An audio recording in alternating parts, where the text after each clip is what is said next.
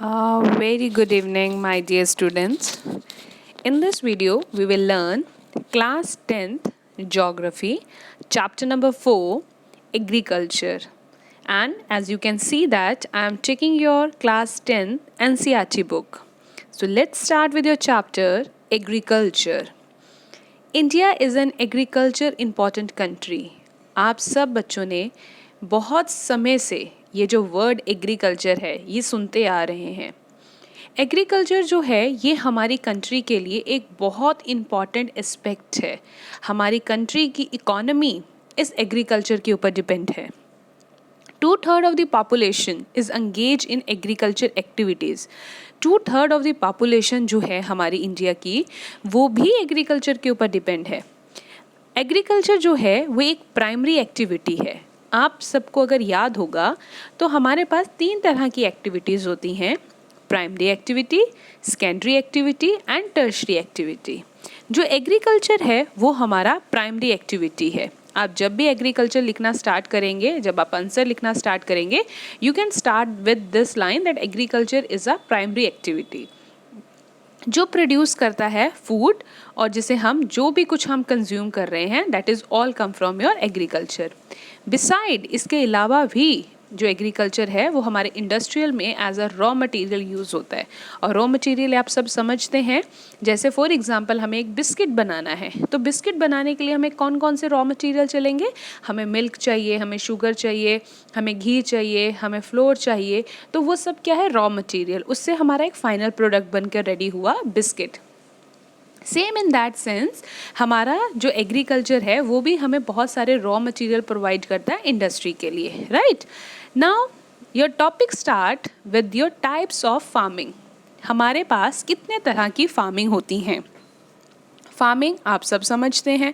हमारा ये जो फार्मिंग है ये बहुत पुराना कॉन्सेप्ट है. आप शुरू से आप देखते आएंगे, पहले पुराने ज़माने में लोग जो हैं बैलगाड़ी के साथ फार्मिंग करते हैं. धीरे धीरे समय बदला, थोड़ा सा प्लग का यूज़ होना शुरू हो गया और थोड़ा समय चेंज हुआ, व्हील्स वगैरह एग्रीकल्चर में आने शुरू हो गए. ऐसे करते करते हमारी एग्रीकल्चर में काफ़ी ज़्यादा डेवलपमेंट आने लग गई. आज के समय में जो हमारी एग्रीकल्चर में डेवलपमेंट होती हैं वो उसमें टेक्नोलॉजी का यूज़ किया जाता है, उसमें ज़्यादा अच्छे सीड्स का इस्तेमाल किया जाता है, उसमें बहुत अच्छे हमारे पास वी कैन से दैट अच्छे ट्रैक्टर, थ्रेशर्स, इन सब का यूज़ किया जा रहा है. और अब जो हमारी फार्मिंग है वो सब्सिडेंस से कमर्शियल हो गई है. सब्सिडेंस से कमर्शियल होने का मतलब है कि पहले जो हमारी फार्मिंग थी वो सिर्फ एक अपने पर्पस के लिए होती थी. मेरे घर पे है, मेरे पास छोटी सी एक ज़मीन है, मैं उसके ऊपर फार्मिंग कर रही हूँ अपने घर के पर्पस के लिए. मेरे को उसमें प्रॉफिट जनरेट का कोई इतना मोटिव नहीं था. पर अब आज के समय में जो हमारी फार्मिंग है बेटा वो एक कमर्शियल पॉइंट ऑफ व्यू से बाहर आ रही है. अब बहुत सारे लोग हैं जो फार्मिंग के ऊपर ही डिपेंड है. अब आप लोगों ने देखा होगा अब तो बहुत सारी स्टडीज़ इनके ऊपर होने लग गई हैं, बहुत सारे कॉलेजेस अब स्टार्ट हो गए हैं. आप लोगों ने सुना होगा किसानों के लिए बहुत सारे एक अच्छी टेक्निक्स, अच्छे बैंक्स फैसिलिटीज स्टार्ट हो गई हैं. अब जो हमारे किसान हैं वो पहले जैसे किसान नहीं रहे, अब उनमें बहुत सारे चेंजेस आ गए हैं. और ये सब कुछ इसलिए चेंज हो रहा है क्योंकि हमारी फार्मिंग जो है वो एक सब्सिडेंस से कमर्शियल लेवल पे आ रही है. Now we will discuss types of farming. Now, the first is your primitive subsistence farming, and the second is your, we will see here, the second is your intensive subsistence farming. Okay, subsidence farming के अंदर हम 2 part को discuss करेंगे. Now let's start with your primitive subsidence farming. सबसे पहले तो आपको subsidence word का मीनिंग क्लियर होना चाहिए. सब्सिडेंस फार्मिंग वो होती है जो हम अपने लिए करते हैं. ठीक है, इनमें हमारे पास सिंपल टूल्स वगैरह का यूज़ किया जाता है. This type of farming is still practice in few pockets of India. अभी भी कुछ जगहें ऐसी हैं जहाँ पे इन प्रिमिटिव को यूज़ किया जा रहा है. यहाँ पर आप सिंपल टूल्स का इस्तेमाल करेंगे, डिगिंग स्टिक्स का इस्तेमाल करेंगे. इसमें आपके साथ फैमिली मेम्बर्स आपके इन्वॉल्व होंगे, कम्युनिटी आपके साथ इसमें इन्वॉल्व होगी. और इसमें ज़्यादातर हम मॉनसून के ऊपर डिपेंड रहेंगे वाटर के लिए. और इसमें जो natural fertility of soil and subsidence of other agriculture condition to the grow crop. और इसमें हम कोई बहुत ज़्यादा बड़ी टेक्निक्स का या बड़े हम we can say that HY seeds का इस्तेमाल नहीं कर रहे हैं. हम एक सिंपल मेथड कर रहे हैं अपने क्रॉप्स को ग्रो करने के लिए. It is a slash and burn agriculture. Slash and burn आपने सुना होगा. स्लैश एंड बर्न इसे क्यों बोलते हैं? इसमें क्या किया जाता है, जैसे फॉर एग्जांपल फार्मर ने इस बार एक पीस ऑफ लैंड पे क्रॉप्स ग्रो किए, नेक्स्ट ईयर वो क्या करेगा, उस लैंड को खाली कर देगा और अगले में शिफ्ट हो जाएगा, फिर उससे नेक्स्ट ईयर क्या करेगा, उसको भी खाली कर देगा, फिर नेक्स्ट में शिफ्ट हो जाएगा। इससे क्या होगा, जो हमारी सॉइल की फर्टिलिटी है उसमें इम्प्रूवमेंट आएगी। Farmer clear a patch of land and produce cereals and other food crop to sustain their family. When the soil fertility decrease, the farmers shift and clear a fresh patch of land for cultivation. जब कह रहे हैं, जब आप बार बार एक ही soil का continuously में इस्तेमाल कर रहे हैं तो उसकी फर्टिलिटी डिक्रीज हो सकती है। तो उस चीज़ को इम्प्रूव करने के लिए फार्मर्स जो क्या है वो एक नेक्स्ट लैंड पे शिफ्ट करते हैं। This type of shifting allow nature to replenish the fertility of a soil through the natural process. इससे क्या होता है, जो सॉइल है वो खुद अपनी फर्टिलिटी को दोबारा रिगेन करना स्टार्ट कर देती है।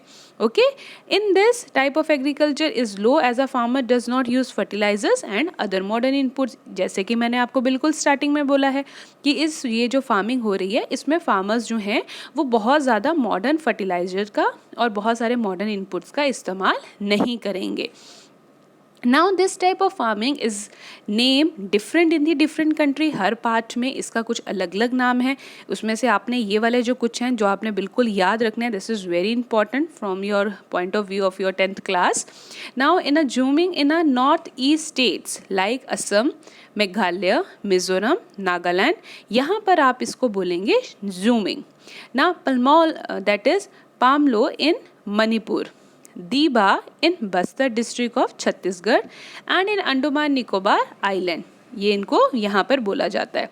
यहाँ पर आप नेक्स्ट देखेंगे, ये आपके हो गए in the such type of farming. Now अब जूमिंग जो है that is known as slash and burn agriculture, that is known as milpa in Mexico and Central America. ये यहाँ पर इसको बोला जाता है, जो आपने ऊपर आपको पढ़ा है जूमिंग पढ़ा है, ठीक है। इनका भी डिफरेंट नेम्स हैं डिफरेंट कंट्रीज़ में।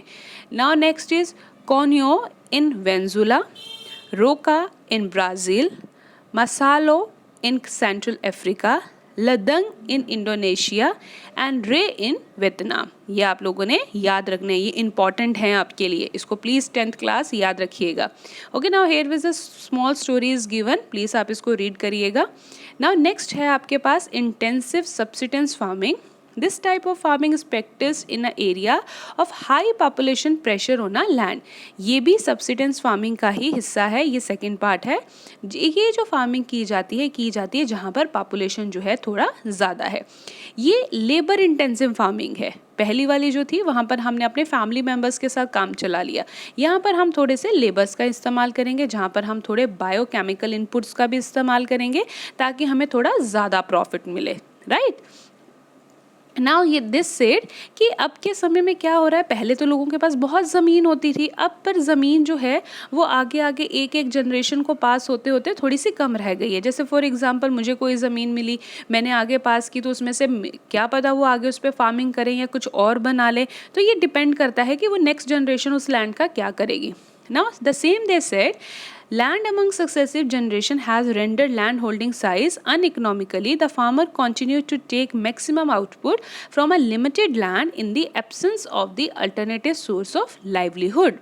Thus there is an enormous pressure on the agriculture land. इसमें क्या है, मेरे फादर ने फॉर एग्जाम्पल आपको 5 एकड़ ऑफ लैंड आगे दे दी। अब 5 एकड़ में से आपने आगे अपने सन या को दे दी 5 एकड़। अब भाई पॉपुलेशन ज़्यादा हो रही है, बिजनेस बहुत ज़्यादा है, कंपटीशन ज़्यादा है, तो उसमें से 5 में से 1 को उसने सोल्ड कर दिया, 4 रह गई, 4 में एग्रीकल्चर स्टार्ट कर दिया। अब 4 को भी आगे उसने सेल आउट कर दिया, 3 रह गई, 3 के ऊपर काम करना स्टार्ट कर दिया। अब यहाँ पर आप क्या कंडीशन देख रहे हैं कि लैंड कम होती जा रही है पर पॉपुलेशन तो बढ़ती जा रही है। उससे क्या होगा, एक लैंड के ऊपर ज़्यादा प्रेशर पड़ेगा एक ज़्यादा प्रोडक्शन की ग्रो करने के लिए, क्रॉप्स को ग्रो करने के लिए। और वो कैसे होंगे, जब हम हैवी केमिकल्स का इस्तेमाल करेंगे। तो इस वाले में इंटेंसिव सब्सिस्टेंस फार्मिंग में high dose of biochemical inputs का यूज़ किया जाता है और ज़्यादा से ज़्यादा, ताकि हायर प्रोडक्शन को किया जाए। और यहाँ पर हमारे पास लिमिटेड लैंड जो है वो रह गई है। Now second is your commercial farming.